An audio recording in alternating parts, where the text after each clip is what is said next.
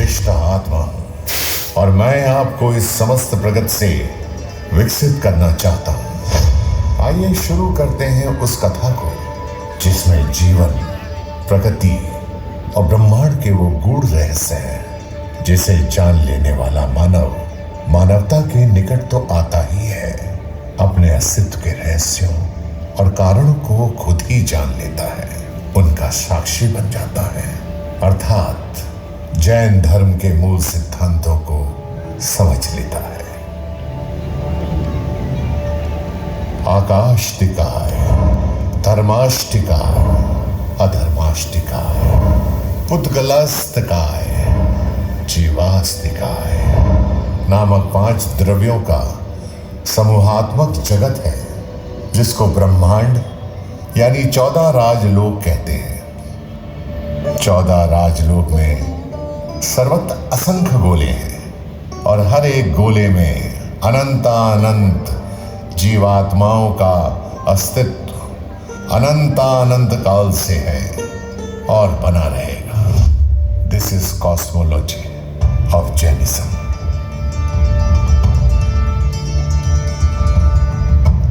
वैसे तो विज्ञान कहता है कि ब्रह्मांड समतल सपाट है, लेकिन हमारे जैन शास्त्र के मुताबिक हमारा जग कुछ इस तरह है। 14 राजलोकों में 3 भाग हैं।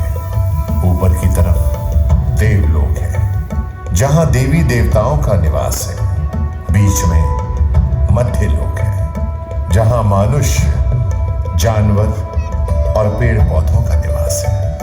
नीचे नरक लोक है जहां आत्माओं का 7 नरकों में कर्म भोग किया जाता है। और सबसे ऊपर सिद्ध शिला है जहां तीर्थंकर अरिहंतों का स्वर्ग स्थान है।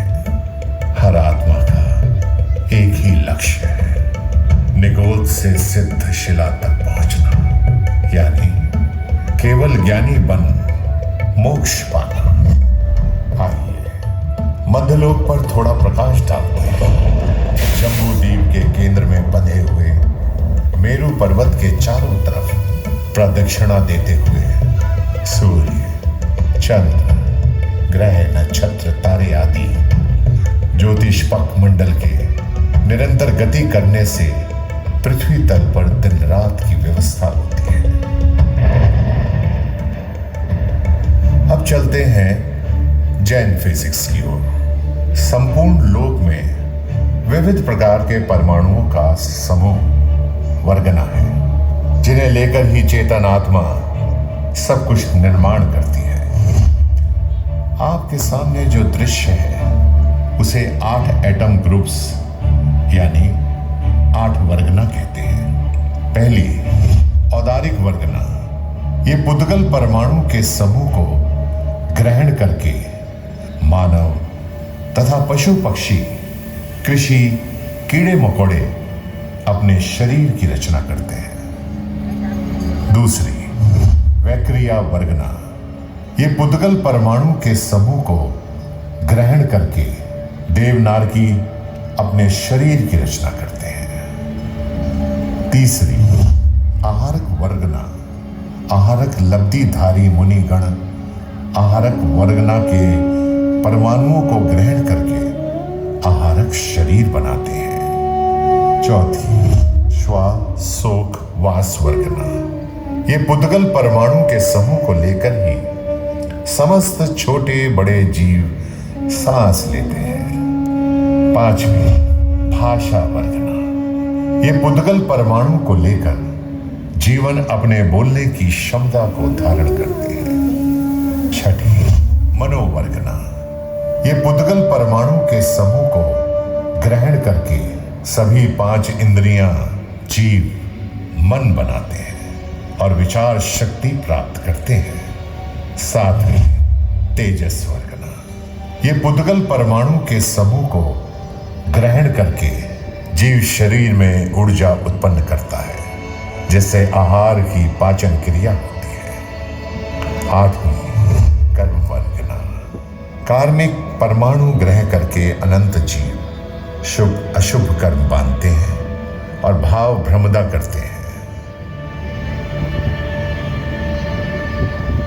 मैं सुनाता हूं आपको मृत्यु के बाद और जन्म से पहले की कहानी। वैसे तो आपने आज जैन पवेलियन में आते वक्त 4 गति का आभास ले ही लिया है, लेकिन मैं ये मुद्दे पर थोड़ा प्रकाश डालना चाहता हूं। 4 गति का सूचक चिन्ह स्वास्तिक जो है, उसके अंदर मनुष्य, देव, नारकी, त्रियंच, पशु पक्षी जन्म मरण करते हुए परिगमन कर रहे हैं। एक तरफ देखिए देवी देवता के जीव हैं जो मर के मनुष्य या पशु पक्षी गति में ही जाते हैं। नारकी जीव मर करके सिर्फ पशु पक्षी या मनुष्य गति में ही जाते हैं। त्रियंच गति के पशु पक्षी मरकर देव गति के नर्क गति में त्रियंच में वापस भी जाते हैं और मनुष्य में भी जाते हैं। मनुष्य मर के मनुष्य भी बनेंगे, देवी देवता भी बनेंगे और पशु पक्षी भी बनेंगे। ये जो जन्म मरण की साइकिल चल रही है, ये अनादि अनंत काल चलती रहती है, ये कभी रुकती नहीं। अब ले चलते हैं आपको जीवन चक्र के दृश्य की ओर। ऐसे समझो, निगोध केंद्र बिंदु है जहां से आपका जीवन चक्र शुरू होता है और आपको सभी भवों का धारण करते करते 84 लाख भव पार करने पड़ते हैं। तब जाकर आपको मनुष्य का भव मिलता है। मनुष्य गति ही सिद्ध शिला की सीढ़ी है। यहाँ किए हुए आपके कर्म ही आपको मोक्ष का मार्ग बताएगा। अगला दृश्य जो आप देख रहे हैं वो विज्ञान है, तिथि ज्ञान की, जहां 8म और 14 को कंदमूल क्यों नहीं खाना चाहिए उसका कारण बताया जा रहा है।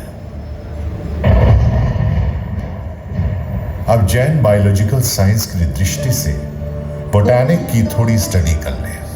वनस्पति विज्ञान के अंदर साधारण वनस्पति काय और प्रत्येक वनस्पति काय 2 प्रकार है। साधारण में सूक्ष्म, साधारण वनस्पति काय में निगोद के असंख्य सूक्ष्म गोले हैं।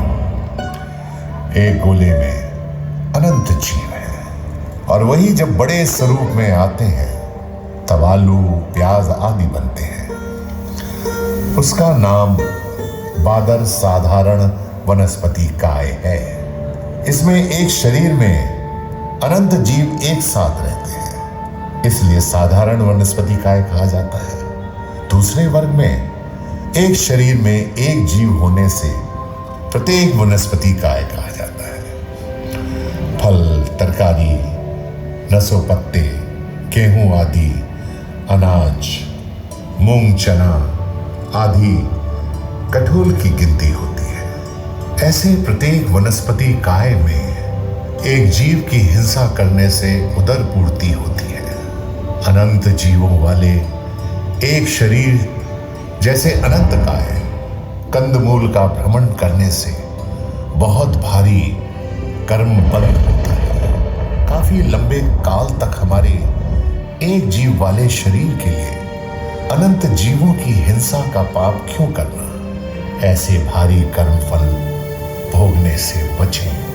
अनंत काय पदार्थ तामसिक होते हैं जो हमारे विचारों को राग और द्वेष की तरफ ले जाते हैं। ऐसे समझो, अनंत काय को 2 रूपों में बांटा गया है, वेज और नॉन वेज।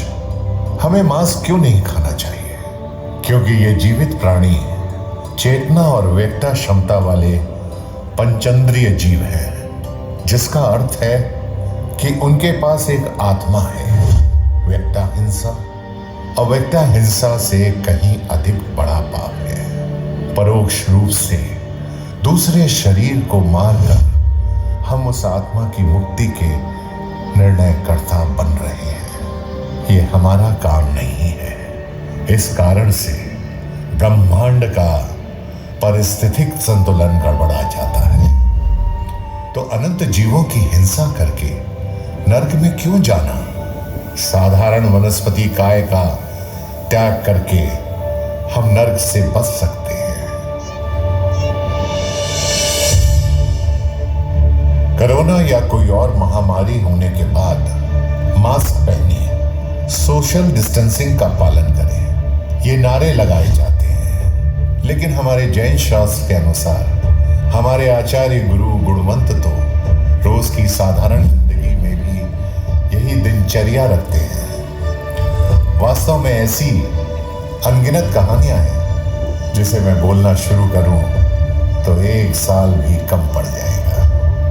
देवियों और सज्जनों, आज के शो का उद्देश्य सिर्फ आपको धर्म सिखाना नहीं है, लेकिन आपको जैन शास्त्र के विज्ञान से अवगत कराना था।